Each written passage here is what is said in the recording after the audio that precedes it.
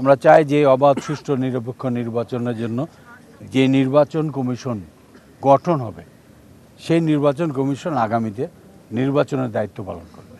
নির্বাচন যদি 5 বছর পর পর হয় তাহলে জনগণের মধ্যে সহানুভূতি, সহনশীলতা, ঐক্যমত, রাষ্ট্রীয় ঐক্যমত, সামাজিক ঐক্যমত সব কিছু সৃষ্টি হবে। আমরা নির্বাচন কমিশনকে আরও শক্তিশালী দেখতে চাই, যেটার মধ্য দিয়ে আগামীতে রিটার্নিং অফিসার যেন নির্বাচন কমিশনের কোনো যারা ডিভিশনাল দায়িত্বে আছে তারা নিতে পারে, থানা যারা দায়িত্বে আছে তারা নিতে পারে, কোনো টিওনো বা ডিসিকে আমরা দায়িত্ব দিতে চাই না।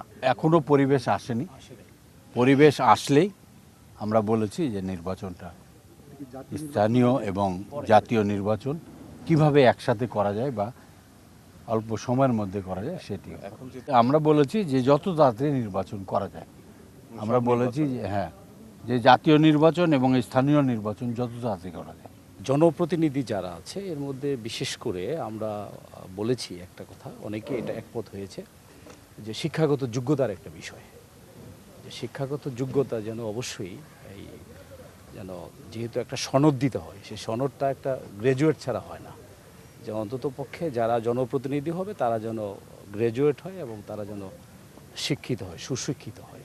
আরেকটা বিষয় হলো যে আমরা যারা সিটি কর্পোরেশনের কাউন্সিলর, আমাদের ফেসিবাদ বিরোধী আন্দোলনে যারা আমরা ছিলাম এবং ফেসিবাদ বিরোধী যে কাউন্সিলরগুলো, এগুলো যেন দ্রুত সময়ের মধ্যে যেন পুনর্বহাল করে দেয়। কারণ হলো যে এখানে কোটি কোটি জনগণ এখানে কিন্তু সেবা বঞ্চিত হচ্ছে একদম মারাত্মকভাবে, কিন্তু সেবা থেকে এখানে ডেঙ্গু, নাগরিক সনদ, জন্ম সনদ, মৃত্যু সনদ এগুলো কিন্তু প্রতিনিয়ত লাগছে।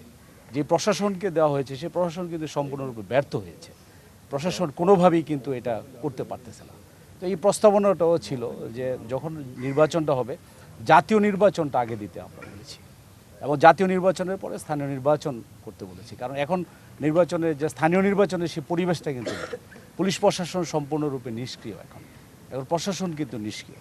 সেক্ষেত্রে জাতীয় নির্বাচনটা যত দ্রুত সম্ভব দেওয়া উচিত। স্থানীয় নির্বাচনগুলো নির্দলীয় করতে হবে, এখানে মার্কা থাকবে না, এখানে স্থানীয় নির্বাচনগুলোতে কোনো মার্কা থাকবে না, দলীয় কোনো মার্কা থাকবে না, দলীয় কোনো মার্কা থাকবে না, নির্দলীয় মার্কায় নির্দলীয় নিরপেক্ষ লোকরাই এখানে ইলেকশনটা করবে। এই ধরনের প্রস্তাবনা আমরা দিয়েছি। দিনের ভোট রাতে হয়েছে, আমরা এই নির্বাচন চাই না, নির্বাচন যাতে স্বচ্ছ নিরপেক্ষ নির্বাচন হয় এটাই আমরা চাই, আমরা এই ব্যবস্থাটাই চাই।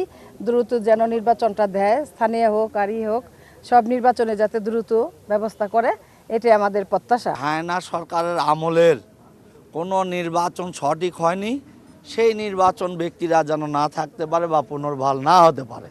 এই জন্য সঠিক সময়ে সঠিক নেতৃত্বের মাধ্যমে নির্বাচন কমিশনকে শক্তিশালী করে এই বাংলাদেশকে আবার একটি দলীয় সরকার এবং জাতীয় পর্যায়ের বাদে স্থানীয় পর্যায়ে সঠিকভাবে নির্বাচন যেন হয়, সেখানে দলীয় এবং স্বতন্ত্র বিষয়ে কথা হয়েছে।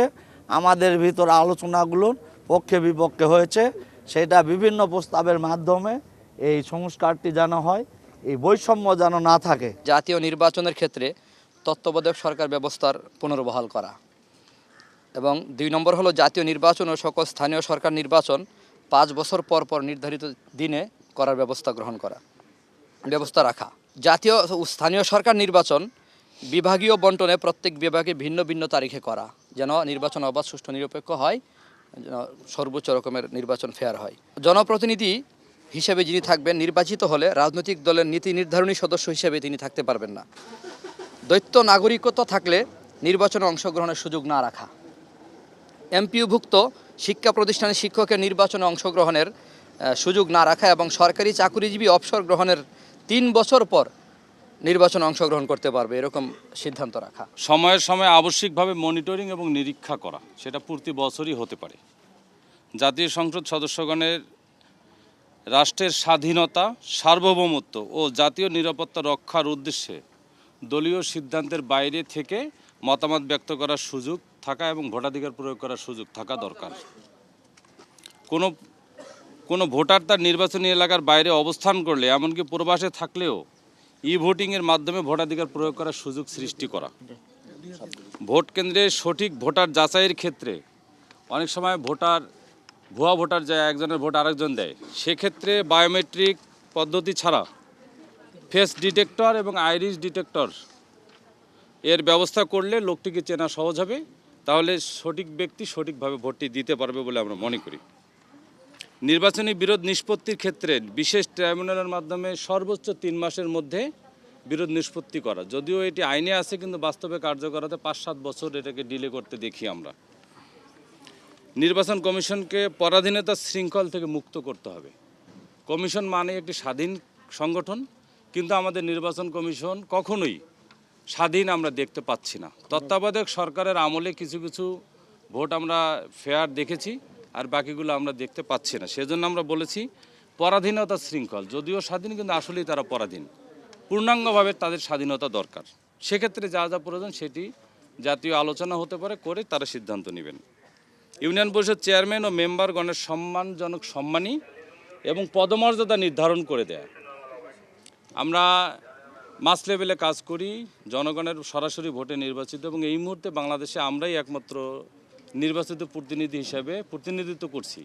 কিন্তু আমাদের পদমর্যাদা নিয়ে একটা জটিল বিষয় কাজ করে সবসময়, সেটি ঠিক করার জন্য আমরা বলেছি স্থানীয় সরকার নির্বাচনে দলীয় প্রতীক না রাখার ব্যবস্থা করা, যেটি আগে ছিল পূর্বের জায়গায় ফিরে যাওয়া। এবং তাহলে হবে কি, আমাদের গ্রাম পর্যায়ে মাস লেভেলে মানুষগুলো ভাগাভাগির অংশ পড়বে না, কোনো ভাগাভাগির মধ্যে পড়বে না। আমরা স্পষ্ট করে বলতে চাই, আমাদের যে পূর্ণাঙ্গ মেয়াদ এখনও 2 বছর আছে, আমরা 2 বছর পূর্ণাঙ্গ মেয়াদ কমপ্লিট করার সুযোগ যেন দেওয়া হয়, আমাদের যেন সাংবিধানিক অধিকার থেকে বঞ্চিত করা না হয়। এটি বঞ্চিত হলে সারা বাংলাদেশে গ্রাম পর্যায়ের সাধারণ মানুষের আশ্রয়স্থল আর কোনো জায়গা থাকবে না।